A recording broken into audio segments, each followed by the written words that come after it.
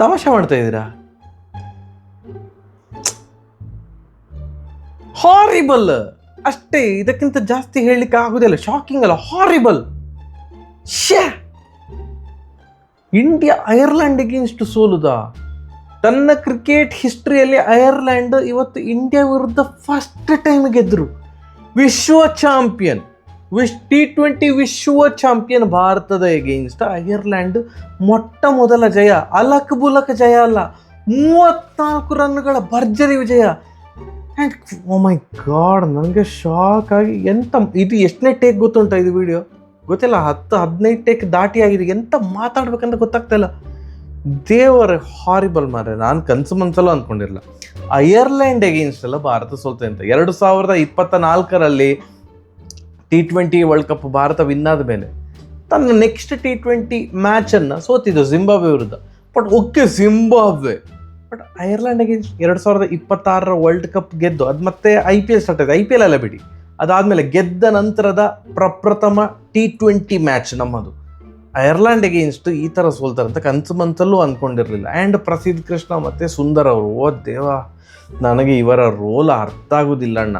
ಅಷ್ಟೇ, last test ಮ್ಯಾಚಲ್ಲಿ ಪ್ರಸಿದ್ಧ ಕೃಷ್ಣ ಅವರು ಮ್ಯಾನ್ ಆಫ್ ದ ಮ್ಯಾಚ್ ಆಗಿದ್ರು. ನಾನು ಆಗಲೂ ಹೇಳಿದ್ದೇನೆ, most unpredictable bowler in the history of Indian cricket ಪ್ರಸಿದ್ಧ ಕೃಷ್ಣ. ಇವ್ರು ಯಾವ ಮ್ಯಾಚಲ್ಲಿ ಹೇಗೆ ಬಾಲ್ ಆಗ್ತಾರೆ ನಂಗೆ ಅರ್ಥ ಆಗೋದಿಲ್ಲ. ಈಗ ನೆಕ್ಸ್ಟ್ ಮ್ಯಾಚ್ಗೆ ಆಡಿಸ್ತಾರೆ ಇಲ್ಲೋ ಗೊತ್ತಿಲ್ಲ, ಅವರನ್ನು ನೆಕ್ಸ್ಟ್ ಮ್ಯಾಚ್ಗೆ ಆಡಿಸ್ಲೂಬೋದು, next match man of the match ಕೂಡ ವಿನ್ ಆಗ್ಬೋದು. ಬಟ್ ಇವರನ್ನು ಹೇಗೆ ನಂಬುದು? Unpredictability to the next level. ಎಲ್ಲ ಬೌಲರ್ಸ್ ಸೂಪರಾಗಿ ಆಗ್ತಿರುವಾಗ 4 ಓವರಿಗೆ 57 ರನ್ ಪ್ರಸಿದ್ಧ ಕೃಷ್ಣ ಅವರು ಕೊಟ್ಟದ್ದು. ಆ್ಯಂಡ್ ವಾಷಿಂಗ್ಟನ್ ಸುಂದರ್, ಓ ದೇವರೇ, ಅಲ್ಲ ಗಿಲ್ ಅಂತ ಪ್ಲೇಯರೇ T20 ಸ್ಕ್ವಾಡಲ್ಲಿ ಸಿಲೆಕ್ಟ್ ಆಗಲಿಕ್ಕೆ ಅಂದರೆ ಕಷ್ಟಪಡ್ತಾ ಇದ್ದಾರೆ, ಸಿಲೆಕ್ಟ್ ಆಗ್ತಾ ಇಲ್ಲ. ನಮ್ಮ ಸುಂದರ್ ಅಣ್ಣ ಟೆಸ್ಟ್ ಮ್ಯಾಚಲ್ಲೂ ಇದ್ದಾರೆ, ODI ಸ್ಕ್ವಾಡಲ್ಲೂ ಇದ್ದಾರೆ, T20 ಸ್ಕ್ವಾಡಲ್ಲೂ ಇದ್ದಾರೆ. 3 ಫಾರ್ಮೆಟ್ ಪ್ಲೇಯರ್. ಅಗೇನ್ T20 ಅಂತ ಬಂದರೆ ನನಗೆ ಇವರ ರೋಲ್ ಅರ್ಥನೇ ಆಗೋದಿಲ್ಲ. ಎಂಥ ಬ್ಯಾಟ್ಸ್ಮನ್ನ ಅಥವಾ ಬೌಲರ್ 4 ಓವರ್ ಅಂತೂ ಕೊಡ್ಲಿಕ್ಕೆ ಸಾಧ್ಯನೇ ಇಲ್ಲ. 1 ಓವರಲ್ಲೇ ಓಡಿಸ್ಕೊಳ್ತಾರೆ 4 ಓವರಿಗೆ ಆಗುವಷ್ಟು. ವಿಕೆಟ್ ಟೇಕಿಂಗ್ ಬೌಲರ್ ಅಲ್ಲ, ವಿಕೆಟ್ ಟೇಕಿಂಗ್ ಆ ಒಂದು ಎಬಿಲಿಟಿ ಇಲ್ಲ. ಬ್ಯಾಟಿಂಗ್ ಅಂತ ಬಂದರೆ ನನಗೆ ಅಂತೂ T20 ಫಾರ್ಮೆಟಲ್ಲಿ ಇವರದು ಒಂದು ಕೂಡ ಮ್ಯಾಚ್ ವಿನ್ನಿಂಗ್ ಇನ್ನಿಂಗ್ಸ್ ನಂಗಂತೂ ನೆನಪಿಲ್ಲ. ಅಲ್ಲವರ ಹರ್ಷಿತ್ ರಾಣಾ ಇಂಜುರಿಯಿಂದ ಬಂದು 4 ಓವರಿಗೆ 24 ರನ್ನಿಗೆ 3 ವಿಕೆಟ್ ತೆಗಿತಾರೆ. ಅವರ ಒಂದು ಬೆಸ್ಟ್ ಬೌಲಿಂಗ್ T20 ಕರಿಯರಲ್ಲಿ. ಹರ್ಷದೀಪ್ ಸಿಂಗ್ ಅಷ್ಟೆಲ್ಲ ಟ್ರಾಲ್ ಆಗಿದ್ರು, IPL ಅಲ್ಲಿ ಒಳ್ಳೆ ಬಾಲ್ ಹಾಕಿದ್ರು. ನಮ್ಮ ರನ್ ಮೆಷಿನ್ ಶಿವಮ್ ದುಬೆ ಅವರ 3 ಓವರಿಗೆ 18 ರನ್ನಿಗೆ 1 ವಿಕೆಟ್ ತೆಗೆದಿದ್ದಾರೆ. ಇವರಿಬ್ಬರು ಸೇರಿಕೊಂಡು ಯಾರು ಪ್ರಸಿದ್ಧ ಕೃಷ್ಣ ಮತ್ತೆ ಸುಂದರ್ ಅವರು ಸೇರಿಕೊಂಡು ಲಗಾಡಿ ತೆಗೆದು ಹಾಕಿದ್ರಣ್ಣ. 51ಕ್ಕೆ 4 ವಿಕೆಟ್ ಹೋಗಿದೆ ಐರ್ಲೆಂಡ್. ಇದೀಗ ಹೇಳ್ಬೋದು, ಬ್ರೋ ಬುಮ್ರಾ ಇರಲಿಲ್ಲ, ಅವ್ರು ಇರಲಿಲ್ಲ, ಇವ್ರು ಇರಲಿಲ್ಲ, ಅದಕ್ಕೆ ಸೋತದ್ದು bro. Hello, excuse me, Ireland against win ಆಗ್ಲಿಕ್ಕೆ ಬುಮ್ರಾ ಬೇಕಾ? ಬೇಡ ಅಲ್ಲ. ಆ್ಯಂಡ್ ಐರ್ಲೆಂಡ್ ಬಗ್ಗೆ ಮಾತಾಡೋದಿದ್ರು ಕೂಡ ಅವರ ಮೋಸ್ಟ್ ಎಕ್ಸ್ಪೀರಿಯನ್ಸ್ ಪ್ಲೇಯರ್ಸ್ ಎಲ್ಲ ಇಂಜುರಿಯಿಂದ ಇವತ್ತು ಆಡಿದಂಥ Ireland team most inexperienced Ireland team. 2 debutants ಬೇರೆ ಇದ್ರು. ಆ 2 ಡೆಬ್ಯೂಟೆಂಟ್ಸ್ ಬೌಲರ್ಸ್ ಉಡಿಸ್ ಮಾಡಿ ಹಾಕಿದ್ರು ಭಾರತವನ್ನು. ಫಸ್ಟ್ ಆಫ್ ಆಲ್ 51ಕ್ಕೆ 4 ವಿಕೆಟ್ ಹೋದಂತಹ ಐರ್ಲೆಂಡ್ 182 ರನ್ ನೋಡಿತ್ತು 20 ಓವರಲ್ಲಿ. 15 ಓವರ್ ತನಕ ಕೈಯಲ್ಲಿದ್ದು, 15 ಓವರಿಗೆ 118 ರನ್ ಏನೋ ಆಗಿತ್ತು. ಕಣ್ಣು ಮುಚ್ಚಿ ಕಣ್ಣು ಬಿಡುವಷ್ಟರಲ್ಲಿ ನೆಕ್ಸ್ಟ್ 2 ಓವರಿಗೆ 46 ರನ್ ನೋಡಿಸ್ಕೊಂಡಿದ್ದಾರೆ. ಸುಂದರ್ ಅವರು 1 ಓವರಿಗೆ 19 ರನ್ ಬಿಟ್ಟು ಕೊಟ್ಟರೆ, ನೆಕ್ಸ್ಟ್ ಓವರ್ ಪ್ರಸಿದ್ಧ ಕೃಷ್ಣ ಅವರು 27 ರನ್. ಲಾಸ್ಟ್ 4 ಬಾಲ್ 4 6 ದೇವರೇ, ಹಾರಿಬಲ್ ಮಾರ್ರೆ. ಒಬ್ರದ್ದು ಕ್ಯಾಚ್ ಅಭಿಷೇಕ್ ಶರ್ಮಾ ಅವರು ಬಿಟ್ಟಿದ್ರು. ಬಟ್ ಸ್ಟಿಲ್ 182 ಹೇಗೆ ಓಡಿಸ್ಕೊಂಡ್ರು. 1 ಪಾಯಿಂಟ್ ಆಫ್ ಟೈಮಲ್ಲಿ 200 ಹೊಡಿಬೋದು ಅಂತ ಅನಿಸಿತ್ತು ಮಾರೆ. 15 ಓವರಿಗೆ 118 ಇದ್ದದ್ದು 17 ಓವರಿಗೆ 164 ಆದಾಗ 17 ಓವರಿಗೆ 164, ಇನ್ನು 3 ಓವರ್ ಉಂಟು, ಹೊಡಿಬೋದು 200 ಅಂತ ಅಂದ್ಕೊಂಡೆ. 200 ಆಗಲಿಲ್ಲ, 182. ನಮ್ಮದೊಂದು ಓವರ್ ಕಾನ್ಫಿಡೆನ್ಸ್, ನಾವು ಚೇಸ್ ಮಾಡ್ತೇವೆ ಮಾರ್ರೆ, ನಾವು ವರ್ಲ್ಡ್ ಚಾಂಪಿಯನ್ಸ್ ಅಂತ. ಬೈ ದ ವೇ, ವೈಭವ್ ಸೂರ್ಯವಂಶಿಗೆ ಅವರಿಗೆ ಅವಕಾಶ ಸಿಗಲಿಲ್ಲ. ಈಗ ಕಮೆಂಟ್ ಸೆಕ್ಷನ್ಲಿ ಎಲ್ಲ ಹೇಳ್ಬೋದು ಇದು ಪಾಲಿಟಿಕ್ಸ್ ಹಾಗೆ ಹೀಗೆ ಅಂತ. ಕಮಾನ್, ಈಗ ನೀವು ಒಂದು ಲಾಜಿಕ್ ಪ್ರಕಾರ ಹೋಗೋದಿದ್ರೆ ಲಾಸ್ಟ್ ಇದು ಏನು T20 ವರ್ಲ್ಡ್ ಕಪ್ ವಿನ್ ಆದ ಸ್ಕ್ವಾಡನ್ನು ಕಂಟಿನ್ಯೂ ಮಾಡಿದ್ದಾರೆ. ಅಲ್ಲಿ ಯಾರನಿಗೆ ತೆಗಿಬೇಕಿತ್ತು?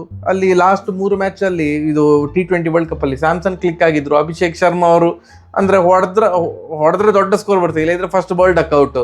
ಸೊ ಅವ್ರನ್ನು ಸಹ ಆಡಿಸ್ತಾರೆ. ಈಶಾನ್ ಕಿಶನ್ ಅಂದರೆ ಮತ್ತೆಲ್ಲ ಮಿಡ್ಲ್ ಆರ್ಡರ್ ಆಯಿತು. ಸೊ ಆದ್ದರಿಂದ ವೈಭವ್ ಸೂರ್ಯವಂಶಿ ಅವ್ರನ್ನ ಆಡಿಸ್ಲಿಲ್ಲ. ಬಟ್ ಈಗ ಹೇಳ್ಬೋದು ಅವರ ಹೆಸರಲ್ಲೇ ಇದು ಟಿಕೆಟ್ ಎಲ್ಲ ಸೋಲ್ಡ್ ಔಟ್ ಆಗಿತ್ತು ಹಾಗೆ ಹೀಗೆ ಅಂತ. ನೆಕ್ಸ್ಟ್ ಮ್ಯಾಚಿಗೆ ಅವಕಾಶ ಸಿಗ್ಬೋದು. ವೈಭವ್ ಸೂರ್ಯವಂಶಿ ಅವರಿಗೆ ನೆಕ್ಸ್ಟ್ ಮ್ಯಾಚ್ ಅವರಿಗೆ ಡೆಬ್ಯೂ ಮ್ಯಾಚ್ ಆಗ್ಬೋದು ಅಂತ ಅಂದ್ಕೊಂಡಿದ್ದಾನೆ. ಬಟ್ ನಮ್ಮದು ಚೇಸ್ ಸ್ಟಾರ್ಟ್ ಆಯಿತು. ಚೇಸಲ್ಲಿ CA ಇರಲಿಲ್ಲ, ಎಂಥದ್ದು ಇರಲಿಲ್ಲ. ಅಭಿಷೇಕ್ ಶರ್ಮಾ ಅವರೊಂದು 19 ಬಾಲಿಗೆ 50 ರನ್ ಹೊಡೆದ್ರು, ಬಿಟ್ಟರೆ ನೆಕ್ಸ್ಟ್ 50 ರನ್ ಹೊಡೆದು ಔಟ್ ಆದ್ರು. ಬೇರೆ ಯಾರು ಇಲ್ಲ ಮಾರ ನಮ್ಮವರು. ಸ್ಯಾಮ್ಸನ್ ನಿಲ್ಲಿಲ್ಲ, ಇಶಾನ್ ಕಿಶನ್ ನಿಲ್ಲಿಲ್ಲ, ಶ್ರೇಯಸ್ ಅಯ್ಯರ್ ಯಾರೂ ಕೂಡ ಆಡಲಿಲ್ಲ ಅಣ್ಣ. ಅಷ್ಟೇ, as simple as that. Akshar Patel ಮತ್ತು ದುಬೆ ಅವರು ಒಂದು ಚೂರು ಆಡಿದ್ರು ಅಲ್ಲಿ ಇಲ್ಲಿ, ಬಿಟ್ಟರೆ ಅಂಥದ್ದು ಏನೂ ಇಲ್ಲ. 148 ರನ್ಗೆ ಆಲ್ ಔಟ್. ಡೆಬ್ಯೂಡೆಂಟ್ ಇಬ್ಬರು ಸೇರಿಕೊಂಡು 5 ವಿಕೆಟ್ ತೆಗೆದಿದ್ದಾರೆ, 2 ವಿಕೆಟ್ 3 ವಿಕೆಟ್ ಹಂಚಿಕೊಂಡಿದ್ದಾರೆ.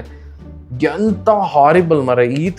ಈ ಥರದ ಪ್ರದರ್ಶನ ನಾನು ಎಕ್ಸ್ಪೆಕ್ಟೇ ಮಾಡಲಿಲ್ಲ ಬ್ರೋ. ಕ್ರಿಕೆಟಲ್ಲಿ ಇದೆಲ್ಲ ಸಹಜ ಬ್ರೋ, ಯಾವ ಅಪೋನೆಂಟನ್ನು ಲೈಟಾಗಿ ತಗೊಳ್ಬಾರ್ದು, ಇದೆಲ್ಲ ಕಮೆಂಟ್ಸಿಗೆ ಬರ್ತದೆ. ಆದರೂ ಕೂಡ ಭಾರತ ಐರ್ಲೆಂಡ್ ಅಗೇನ್ಸ್ಟ್ ಎಲ್ಲ ಸೋಲುವ ಹಾಗೆಯೇ ಇಲ್ಲ. ಅಥವಾ ಯಾವುದೋ ಭಾರತ A ಅಥವಾ B ಟೀಮನ್ನೇನು ಕರ್ಕೊಂಡು ಹೋಗಲಿಲ್ಲ, ಭಾರತ ಸ್ಟ್ರಾಂಗ್ ಟೀಮನ್ನೇ ಕರ್ಕೊಂಡು ಹೋಗಿದೆ. ಅರ್ಥ ಆಗಲಿಲ್ಲ. ಆ್ಯಂಡ್ ತಿಲಕ್ ವರ್ಮಾ ಅವರ ಸ್ಟ್ರೈಕ್ ರೇಟ್ ಬಗ್ಗೆ ಮಾತನಾಡಿರೋದೇ ಒಳ್ಳೆಯದು. ಸುಮಾರು ಟೈಮ್ ಆಯಿತು ಅವ್ರದ್ದು. ಒನ್ ಡೇಲ್ಲೂ ಆಗಲಿ ಹಾಗೆ, T20ಯಲ್ಲೂ ಹಾಗೆ ಎಂಥ strike rate, impressive strike rate ಅಂತೂ ಇಲ್ಲವೇ ಇಲ್ಲ. ಆ್ಯಂಡ್ ಫಸ್ಟ್ ಒಂದು T20 ಕ್ರಿಕೆಟಲ್ಲಿ ಕ್ಯಾಪ್ಟನ್ಸಿ ಸಿಕ್ಕಿದೆ ಶ್ರೇಯಸ್ ಅಯ್ಯರ್ ಅವರಿಗೆ. ಈ ಥರದ ಒಂದು ರೆಕಾರ್ಡಿಂದ ಕ್ಯಾಪ್ಟನ್ಸಿ ಶುರು ಆಗ್ತದೆ ಅಂತ ಯಾರು ಕೂಡ ಎಕ್ಸ್ಪೆಕ್ಟ್ ಮಾಡಲಿಲ್ಲ. ಯಾರನ್ನ ದೂರಲಿಕ್ಕೆ ಆಗೋದಿಲ್ಲ ಹಾಗೆ, ಅಂದರೆ ಮ್ಯಾನೇಜ್ಮೆಂಟ್ ಹಾಗೆ ಹೀಗೆ ಅಂತ. ಬಟ್ ನಮ್ಮ ಪ್ಲೇಯರ್ಸ್ ಈ ಥರ ಆಡಿದರೆ ಹೇಗೆ ಮಾರ್ರೆ. ಒಂದು ಪ್ರಸಿದ್ಧ ಕೃಷ್ಣ ಸುಂದರ್ ಅವರು ಆ ಥರ ಹೊಡಿಸ್ಕೊಂಡದ್ದು. ಆ್ಯಂಡ್ ಆಲ್ಸೋ ಚೇಸ್ ಮಾಡಲಿಕ್ಕೆ ಇದೆಲ್ಲ ಚೇಸ್ ಮಾಡಬೇಕಿತ್ತಣ್ಣ. ಅಂಥ ದೊಡ್ಡ ಬ್ಯಾಟಿಂಗ್ ಲೈನಪ್ಪು ಹಾಗೆ ಹೀಗೆ ಏನೋ ಭಾರಿ ಬೇಜಾರಾಗುತ್ತೆ. ತಲೆ ಹಾಳಾಗಿ ಚಿಟ್ಟಿಡ್ದೋಗಿದೆ. ಕರೆಕ್ಟ್ T-ಶರ್ಟ್, ಮಂಡೆ ಬಿಸಿ ಅಷ್ಟೇ, ಬೆಚ್ಚಾಗಿ ಹೋಯ್ತು. ಸರಿಯಾಗಿದೆ ಬರುವ. ನಮಸ್ಕಾರ.